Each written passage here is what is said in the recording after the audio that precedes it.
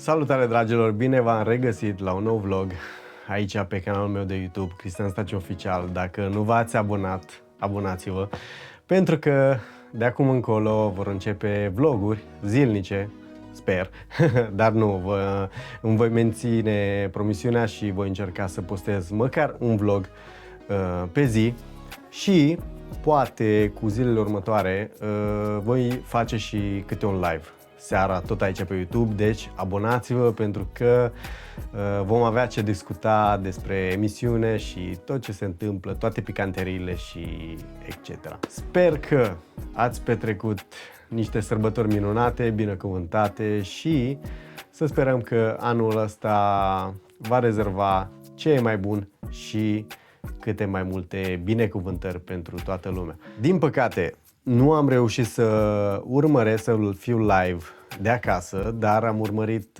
de pe telefon pentru că eu și Maria am avut o vizită periodic, pentru că văzând că e însărcinată, știți cum e. Am avut control la medic să vedem că bebe este bine și că totul este în regulă. Cum de altfel, acum se fac periodic vizitele și vă dați seama că nu puteam să lipsim. Dar, pe de altă parte, cu telefonul și văzând că am avut posibilitatea de a urmări pe telefon, vă dați seama că a fost și mai ușor pentru mine să văd ce se întâmplă. Acum să trecem la treburi serioase, pentru că a început emisiunea, au fost și 2 cărți de vizită complete. Acum să începem să discutăm despre treburi serioase. Pentru că a început emisiunea Mireasa, sezonul 13, care deja a reușit să stârnească foarte multe reacții și controverse, pentru că se numește Meciul Iubirii. Adică, acum să vedem dacă e mai mult spre iubire sau e mai mult spre meciuri, dar nu, glumesc.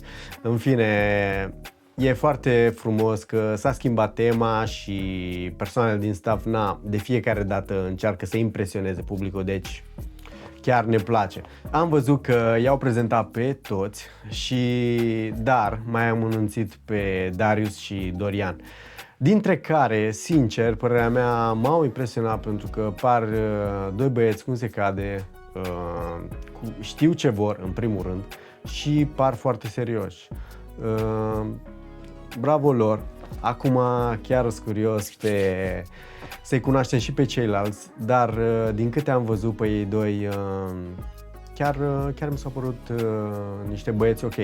Acum, chiar aș vrea să știu și să cunosc părerea dumneavoastră despre ei, chiar dacă, din câte am înțeles, voi acum sunteți în perioada de tatonare și încă mai priviți, îi urmăriți și cu siguranță cu săptămânile vă veți da seama până la urmă cu cine rezonați mai mult. Lăsați în comentarii dacă deja aveți niște preferați sau cineva care v-a atras cel puțin atenție. Asta e important. În schimb, sunt foarte curios cu cine vor rezona ei la speed date-uri. Acum, spuneți-mi dumneavoastră cu cine credeți că s-ar potrivi mai mult. Acum am văzut și fetele, probabil că sunt unele care sunt cu intenții serioase și altele care vin să se afirme puțin, hai să o zicem așa.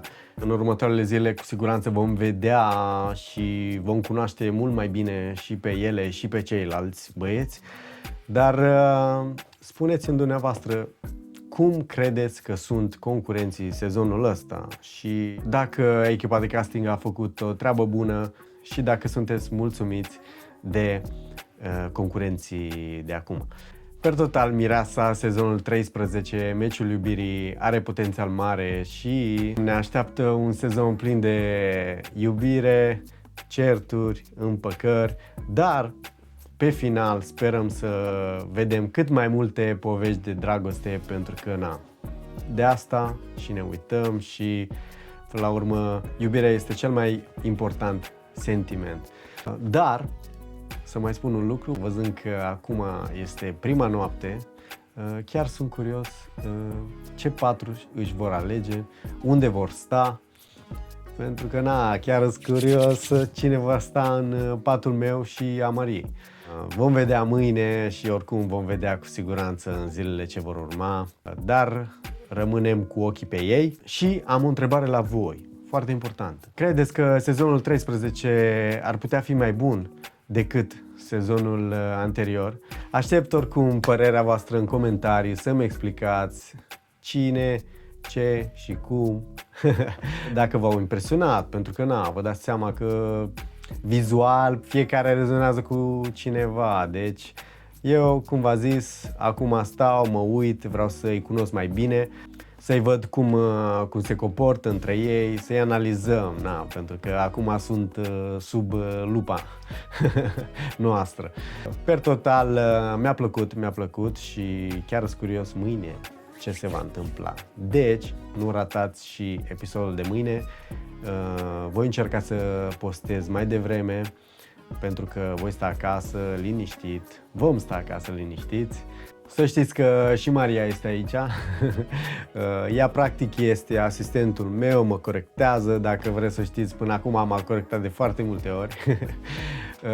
Dar îmi place că suntem amândoi aici pe fază. Și acum vreau să le spun succes concurenților noi.